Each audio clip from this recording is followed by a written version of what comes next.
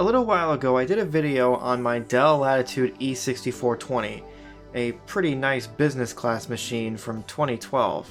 I got that laptop for free, but I decided to spend some money and time into fixing it up and making it a pretty decent laptop because I actually kind of liked it. Well, conveniently, around the same time that I was filming that video, I got another Latitude E6420. I got this laptop from the same person who actually gave me the first one, but as you can see, this laptop is a bit of a different story. I don't know a whole lot about this laptop, but there's a few things I can see immediately that are a bit interesting. First of all, the palm rest is pretty deteriorated as the rubber is falling apart, and therefore there's a ton of residue that's stuck to it. The rubber along the display bezel is also broken, it's peeling off, and the keyboard trim is also missing, and there's some sticker residue all over the lid. I don't know a whole lot about this computer, but I can see immediately that there's no drives in it at all. It also has a genuine 60 watt-hour battery, however I don't know if it's any good. Well, to test this thing, I'm going to use my 97 watt-hour battery, just because I don't have a power supply over here. I'm not sure about the specs of this machine as the service tag sticker is missing, so the best way is to just turn it on. If it ever does turn on. Unfortunately, it didn't power on, it was met with this blinking code.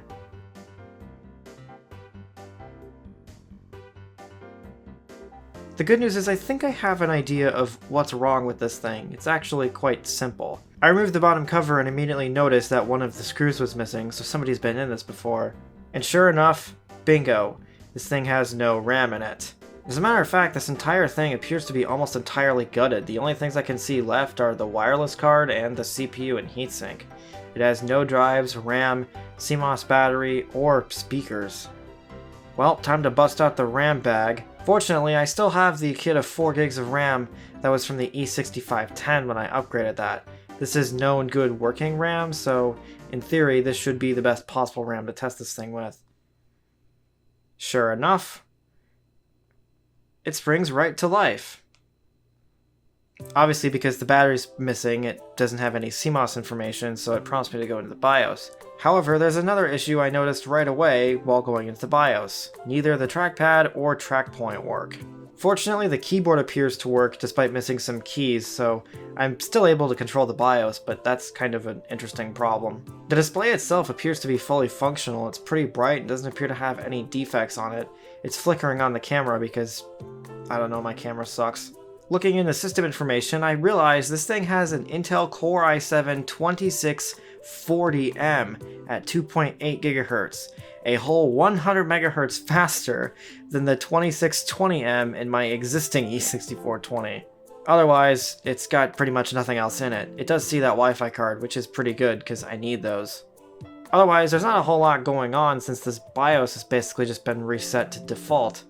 Just for good measure, I ran onboard diagnostics just to give it something to do, but it seems like this thing appears to be fully functional, even though it's missing a ton of pieces. Obviously the diagnostics freak out because it's missing like the drives and stuff, but that's okay. While I was at it, I tried making sure that the trackpad wasn't disabled, but it still wasn't working. Well, in the meantime, drives will be easy. I have the DVD-ROM drive that came out of my E6420, so we'll go ahead and put that into here. It's missing the locking mechanism, but it'll be fine. It still has the bezel, it's good enough. I also have a Junker 500GB hard drive, and amazingly, even the little piece to mount the hard drive back into this computer. It turns out I have one. I'm not even sure where this came from, but it can find a home in this computer. And fortunately, those drives showed up in the BIOS with no problem. So now that those are taken care of, I'm going to put in a USB to install an operating system on this thing. In this case, Ubuntu, because I just needed something to really test this thing. You might be wondering why not Windows, and, well, Windows 10 on this hard drive especially is going to be very slow. I just need an environment simply to make sure that this thing works. Since the trackpad still wasn't working in an operating system, I just decided to plug in a wireless mouse for the meantime, just so that I'm able to use this thing. With drives in it, that appears to be the only issue this computer has so far.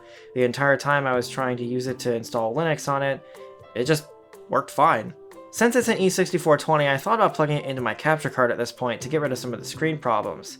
However, when I plugged it into my capture card, I noticed some weird graphical corruption things going on. As you can see, the colors are kind of off, and there's some weird artifacting going on the feed. I suppose it beats the output I was getting in my Elgato software, which looks like this. So yeah, I'm not really sure what's going on here. I would assume it's probably not an issue with my capture card or HDMI cable, since I've used this setup on several of these other Dell laptops at this point. So my biggest guess is there might actually be an issue with the HDMI port on this laptop. So I'll definitely have to investigate that at some point, but at this stage it's so minor I just ended up unplugging it and put the computer back over here. It seems the display problems have actually been kind of sorted out right now at max brightness. Otherwise, the install was pretty uneventful, and sometime later we were at a perfectly usable Linux desktop. It even picked up the Wi-Fi out of the box, so that Wi-Fi card appears to work, which is a pretty good thing. It's of course not the fastest thing in the world, because again, it's only 4 GB of RAM with a hard drive, but the more important thing is it does appear to work completely fine. I spent a little time just kind of doing some basic things on the computer just to make sure it seemed like it worked fine, and yeah, everything seemed all good. The temperatures coming out of the vent weren't even that bad either, suggesting this thing probably doesn't even need a repaste. After making sure that the computer appeared to work with an operating system on it and just spending some time with it, there was one more thing I wanted to do with it that I knew I wanted to try and figure out. I figured I had a possible idea of what was going on with this thing.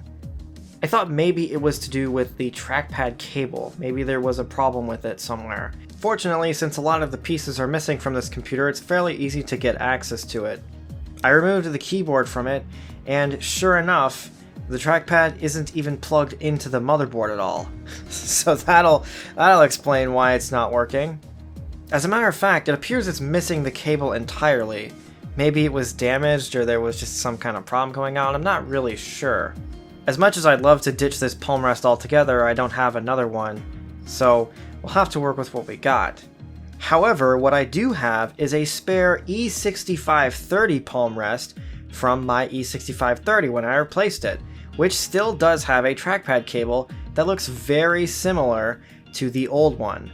I thought maybe, just maybe, it would work. This cable obviously was way too long, but it appeared to fit just fine on both the trackpad itself and the motherboard.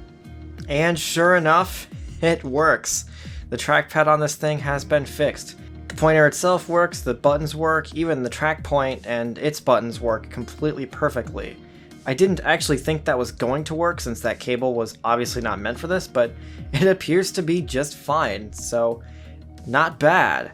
I don't have the rest of the trim pieces this thing is missing or a replacement backup battery, but other than that, this appears to be a fully functional laptop with some time put into it. So I went ahead and reassembled it. This thing still doesn't have a CMOS battery. I'll need to get one because otherwise, as you can see, this thing takes absolutely forever to post.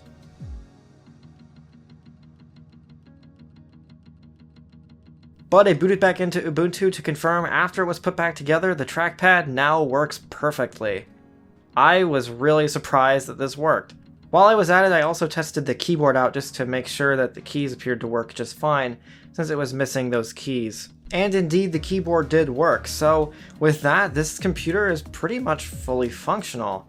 Of course, it's still missing a few pieces. It's missing the speakers, I don't have any, and it's obviously missing that trim piece and some of the covers, but you don't really need those for it to function, and for the most part, this computer is entirely functional again. I'm not sure what I will do with it, because I already have the existing one, but for now, it seems to be a pretty decent Linux laptop, so I guess that's something.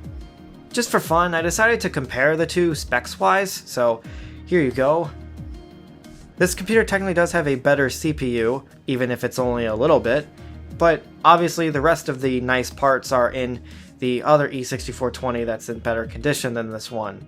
But it doesn't mean that this other E6420 is bad either. The Linux experience so far has been pretty nice on it, as a matter of fact, unlike the other one, which appears to have locked up while I was filming this, which is a bit funny.